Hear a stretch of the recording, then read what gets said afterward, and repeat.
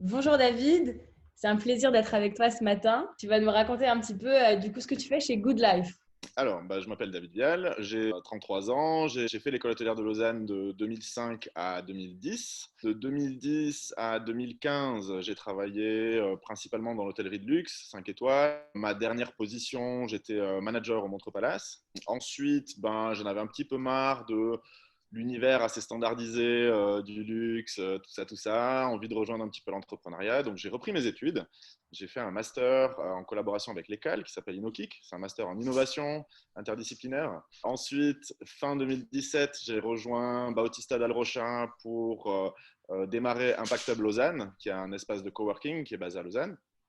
Donc, on s'est occupé du développement de ce nouvel espace. Passionnant, découvrir le monde du coworking, surtout il y a 3 ans, c'était encore très bourgeonnant, donc c'était une super belle aventure. Et puis, pendant mon temps à Impact Hub, j'ai fait la connaissance de Ian Gray, le fondateur de Good Life. On collaborait ensemble, il nous fournissait du café à l'espace de coworking. Yann est venu m'expliquer son processus de qualité autour de Good Life, quelle était la différence avec le café de spécialité, le fait que tous les cafés qu'il commercialisait étaient des cafés frais, qui avaient été torréfiés dans le mois en fait. Et puis là, la question me vient, mais qu'est-ce que tu fais de tes stocks si ça arrive parfois que tu ne vendes pas ce café pendant un mois, t'es write-off, qu'est-ce que tu en fais? Puis il me disait, écoute, pour l'instant, pas grand-chose. Je dis, écoute, si tu veux, moi, les cafés qui sortent de ton contrôle qualité, mais qui sont toujours très frais et très bons, moi, je te les récupère volontiers. En gros, tu me les offres. On les revalorise ici à Impact Hub en les offrant à nos membres sous forme de café filtre. Et puis, en contrepartie, j'ai offert à Good Life un membership à Impact Hub Lausanne. Donc, c'était une manière un petit peu de revaloriser ce produit et d'avoir une situation un petit peu win-win. La rencontre entre moi et Ian Gray et Good Life s'est fait comme ça. Et puis, en février 2019, moi, j'avais terminé ma mission à Impact Hub. Et puis, Yann m'a contacté pour me dire qu'il aimerait scale up. Good Life a été fondé en 2015. Et l'histoire a commencé un petit peu le startup garage. Donc, l'histoire a commencé dans une petite cabane à Moudon, pas très loin de l'EHL, avec une machine à torréfier, des sacs de café, et puis c'était à peu près tout, quoi. Une table pour déguster le café, etc. Mais c'était vraiment très, très simple. Et puis, ça a continué comme ça pendant 4 ans, donc à développer ces réseaux d'approvisionnement principalement, premièrement. Donc, trouver des fournisseurs de café de spécialité qui n'était pas chose facile. En 2015-2016, Good Life était encore dans les premiers à se lancer dans cette aventure du café de spécialité en Suisse. C'est pas évident de trouver déjà ton approvisionnement, tes fournisseurs qui pouvaient importer ces cafés-là jusqu'en Suisse. Donc ça a commencé par là. Ensuite, développer évidemment ce qu'on appelle des profils de torréfaction, donc un petit peu des recettes. Comment est-ce qu'on arrive à mettre en lumière donc ces très belles matières premières qu'on reçoit des quatre coins du monde, comment est-ce qu'on arrive à les torréfier pour arriver à mettre en valeur tout leur potentiel. Donc il y avait tout ce boulot qui avait été fait et bien évidemment donc développer la relation commerciale, trouver ses premiers clients, les fidéliser, avoir un système de contrôle qualité qui soit assez rigoureux pour permettre de délivrer une régularité. Le café, on le consomme chaque jour. C'est un produit qui tourne. On livre les restaurants toutes les semaines, etc. Donc voilà, très important, même quand on est une très jeune entreprise, d'avoir cette régularité-là dans les goûts, etc. Donc, gros focus qui avait été mis là-dessus. Et puis, début 2019, chemin faisant, Yann me dit, écoute, maintenant, je pense qu'on est prêt à grandir. On a trouvé un nouvel hangar à Savigny de 140 mètres carrés dans lequel on est aujourd'hui. Hangar vide, feuille blanche. Et puis, il m'a dit, est-ce que tu as envie de t'occuper de ce développement de la relocation? Imaginez le lieu. Donc, il y a une zone de production au rez-de-chaussée, 60 mètres carrés, puis on a un showroom à l'étage avec une barista académie. Puis, en avançant dans le projet, on réfléchissait avec Yann, on s'est dit, ouais, quand même, il y a un peu plus à faire que simplement une relocation physique. Il y aurait aussi besoin de mettre à jour premièrement la plateforme digitale, donc le e-shop de Good Life, pour le B2C, donc pour nos clients directs, nos clients particuliers, permettre aussi à nos clients B2B de bénéficier d'une expérience digitale qui soit premium, donc qui soit un peu similaire à un client B2C. C'était vraiment, ça faisait partie des choses qu'on voulait faire. Et aussi refaire le branding, lui amener un petit coup de jeune, quoi, Good Life 2.0. Le projet étant livré, Yann m'a proposé de rester dans l'entreprise et j'en ai pris la direction depuis janvier 2020. Est-ce que tu peux, David, nous faire un peu visiter les secrets de la torréfaction? Le plus important, par quoi est-ce qu'on commence? Donc, les fameux sacs de jute de café vert. Donc, c'est ici que nos matières premières arrivent. Donc, on les entrepose ici. L'idée, quand on a développé le lieu, c'était d'avoir le plus de proximité avec donc, la machine à torréfier qui est juste ici. Puis voilà, juste à côté, on a notre petit échantillonneur, c'est notre machine à torréfier, hop là, ici, qui est plus petite, qui permet de torréfier des échantillons de 1 kg. Un échantillon de café, ça ressemble à ça, c'est 100 grammes. Ouais. Dès qu'on développe un nouveau café, par exemple notre nouveau Chasca, notre café du Pérou bio qu'on vient de lancer, ben, on reçoit plusieurs échantillons de différentes fermes au Pérou, parce qu'on avait vraiment envie de travailler avec le Pérou pour ce café-là. On commande plusieurs échantillons et on les torréfie. On fait donc tout ça sur cette petite machine d'1 kg, parce que la grosse ici, elle, c'est 12 kilos. Donc le café rentre ici en haut, le café vert, et ressort ici par la trappe. Et ensuite, on le refroidit ici, juste là. Et Antonin est là. Voilà. Anto est là. Et donc, juste ici, bah, c'est la station de packing, donc d'emballage, où est-ce qu'on emballe les cafés chaque matin. Toutes les commandes qu'on reçoit jusqu'à 11 h du matin, on envoie les cafés via DPD et c'est reçu chez vous 24 heures plus tard. Avec ici donc tout notre stock de café brun, café torréfié, qui est relativement petit. L'idée étant d'avoir un stock qui tourne vraiment chaque semaine. On produit presque à la demande. C'est aussi, encore une fois, on parlait juste avant de cette notion de fraîcheur. C'est quelque chose, dans le café, c'est vraiment ce qui fait un petit peu toute la différence. Puis on pourra parler après, si tu veux, des contraintes aussi que ça implique en termes de distribution du produit. Ok, trop bien. Merci beaucoup. Alors là, je te propose qu'on discute un petit peu plus de 2020, donc cette fameuse Ouais. année compliquée dans laquelle on est. Moi, ce qui m'intéresse, c'est voilà, comment Good Life a été impacté par cette crise. Tu nous as parlé du B2B. Vous aviez Ouais. déjà une plateforme en ligne, donc en quoi ça a facilité pour vous la survie, entre guillemets, en cette période de crise?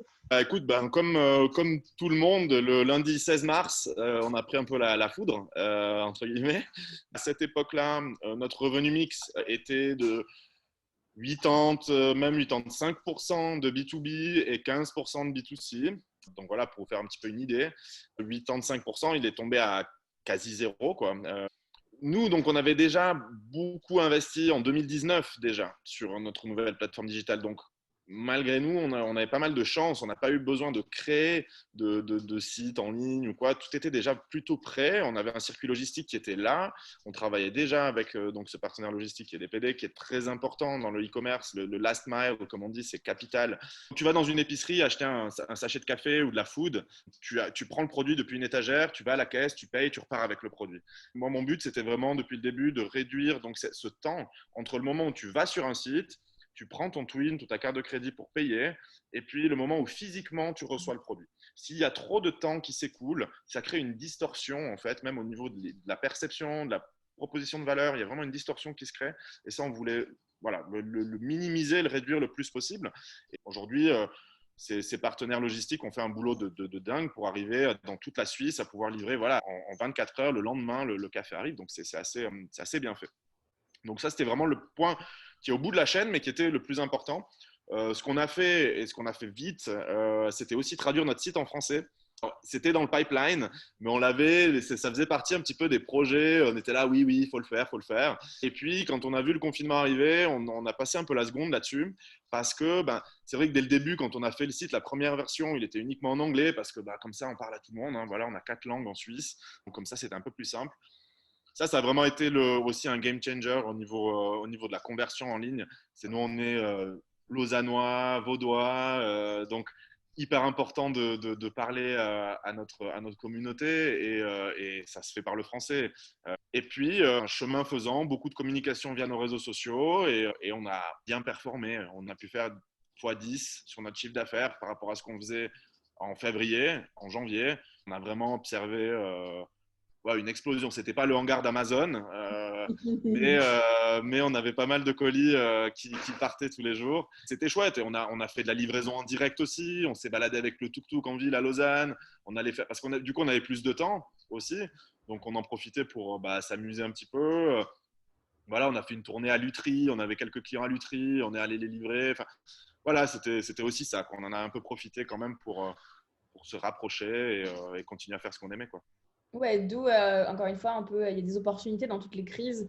Et vous, aujourd'hui, donc le rapport qui était donc 85-15, aujourd'hui, On a conservé une grosse moitié de la clientèle qu'on a développée pendant cette période de confinement. Donc, ça fait qu'aujourd'hui, on est plutôt sur un ratio, un 60-40. Mhm. 60 B2B et quand même 40% B2C.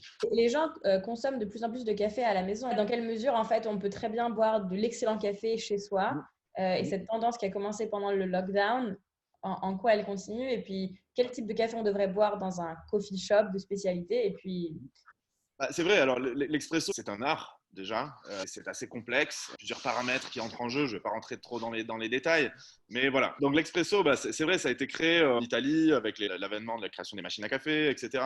Donc c'est quelque chose qui est très rapide, expresso, hein, c'est ça, bon, c'est lié à la pression aussi, au fait qu'on va extraire le café avec de la pression, donc expresso.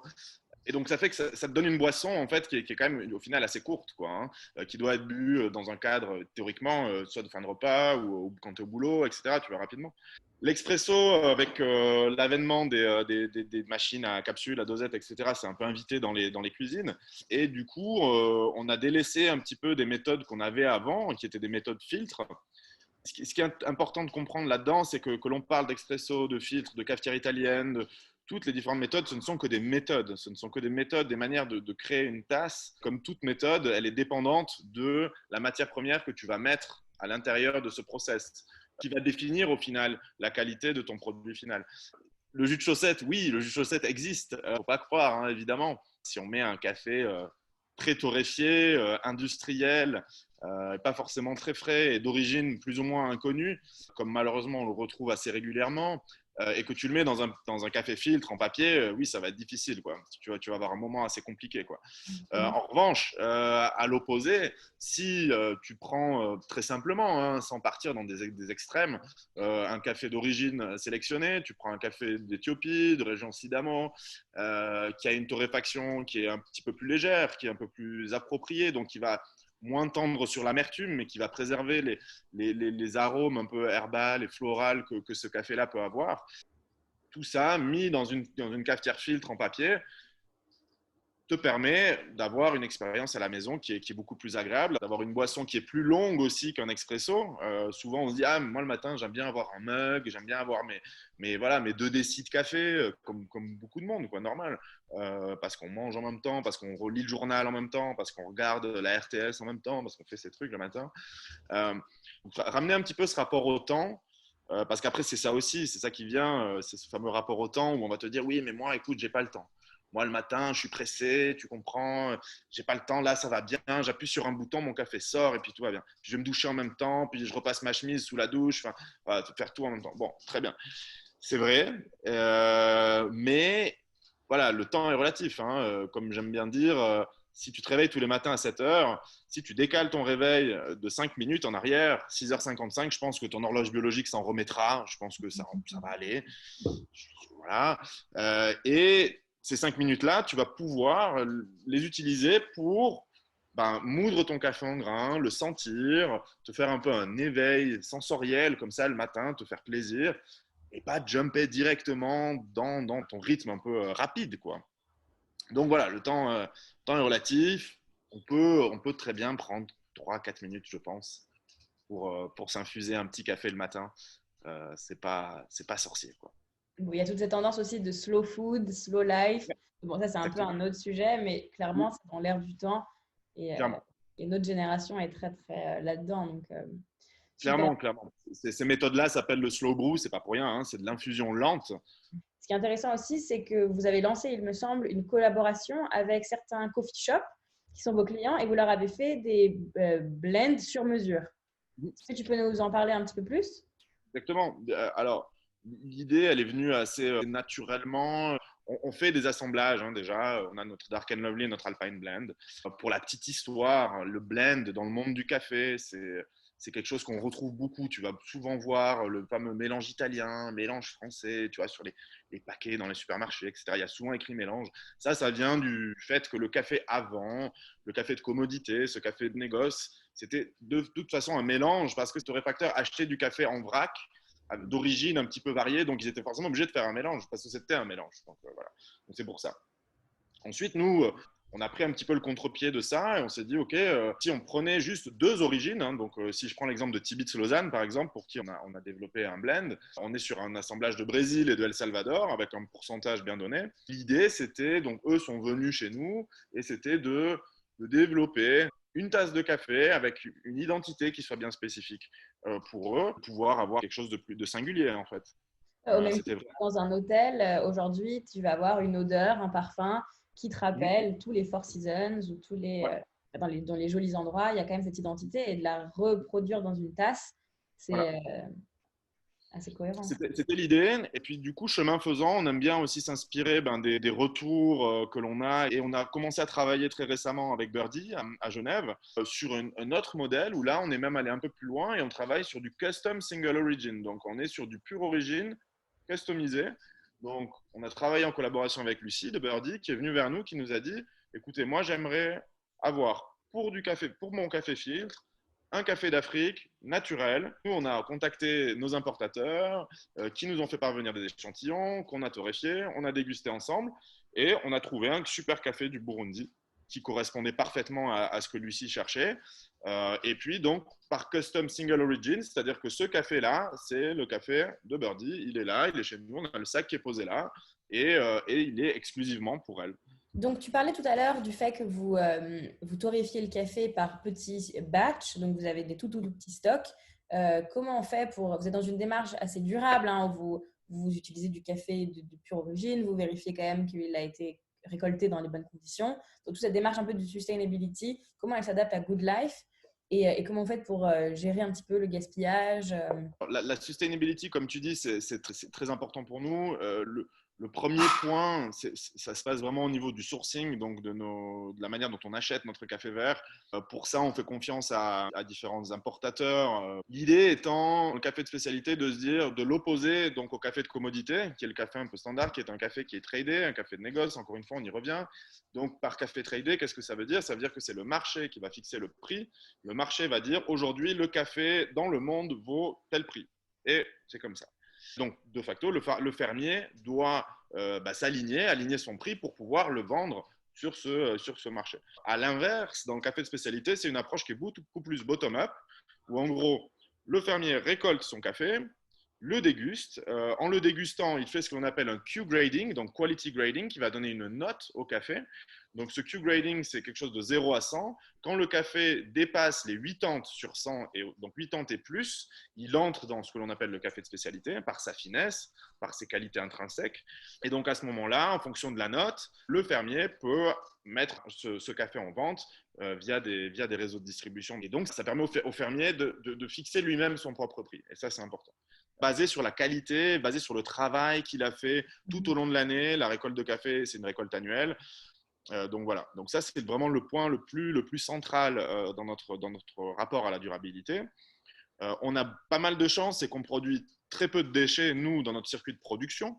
Le café, quand tu le torréfies, il produit une petite pellicule qu'on appelle la chaff.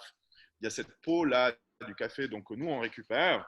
À titre d'exemple, Mac Café a développé aux États-Unis un projet pilote avec Ford, où en gros, ils récupèrent cette chaff pour en faire des bioplastiques. Nous, c'est un petit side project qu'on avait fait avant le Covid. Bon, maintenant, c'est un peu plus compliqué, mais qu'on avait en développement avec le département matériaux de l'EPFL. C'est un peu le seul déchet de production qu'on a, c'est cette peau-là. Ensuite, nos sacs de jute, on les garde. S'il y a des amateurs, s'il y a des gens qui ont envie d'être créatifs et de faire des choses avec des sacs de jute, on en a plein, on vous les offre avec plaisir. Comme je te disais avant, à la rencontre avec Yann, il y a un peu ce café qui sort de notre contrôle qualité. Il y en a relativement peu. Il y a celui qui sort de notre contrôle qualité. Il y a aussi tous les cafés qu'on torréfie pour des échantillons, etc. Enfin, on a du café et voilà, donc tout ce café-là aussi, ça, on le met de côté et ce café, on l'offre.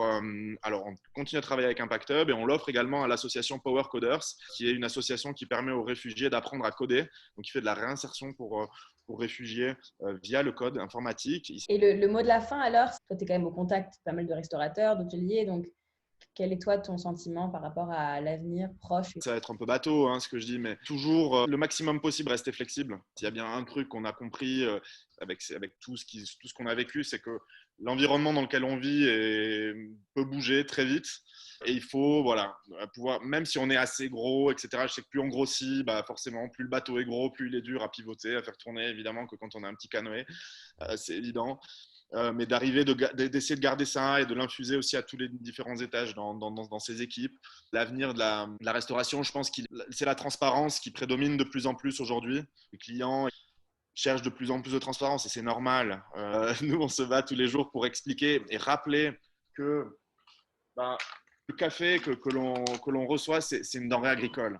Malheureusement, on l'a considéré comme dans beaucoup de choses, hein, comme pour le chocolat. Malheureusement, on les considère comme des denrées de commodité où on oublie un petit peu d'où est-ce qu'elle vient, comment est-ce qu'il est fait, etc.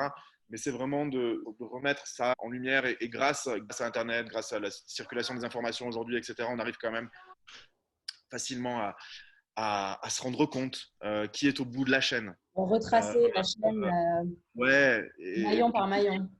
plus que ça, ouais, exactement. Donc vraiment de la transparence et savoir ce qu'on consomme en fait, être conscient, vraiment être conscient de ce qu'on consomme. Je pense que c'est vraiment ça et en tout cas c'est dans cet avenir-là que nous on croit et c'est dans celui-là qu'on regarde quoi. Ouais. Et qu'est-ce qu'on vous souhaite alors à Good Life? Si on regarde dans 10 ans, le changement climatique affecte quand même pas mal le café, notamment sur l'Amérique du Sud. Donc qu'est-ce qu'on nous souhaite? Ouais, qu'on continue à avoir du bon café, c'est vraiment ça qui est le plus important pour nous en tout cas. Merci beaucoup David. Avec grand plaisir, merci à toi Rebecca.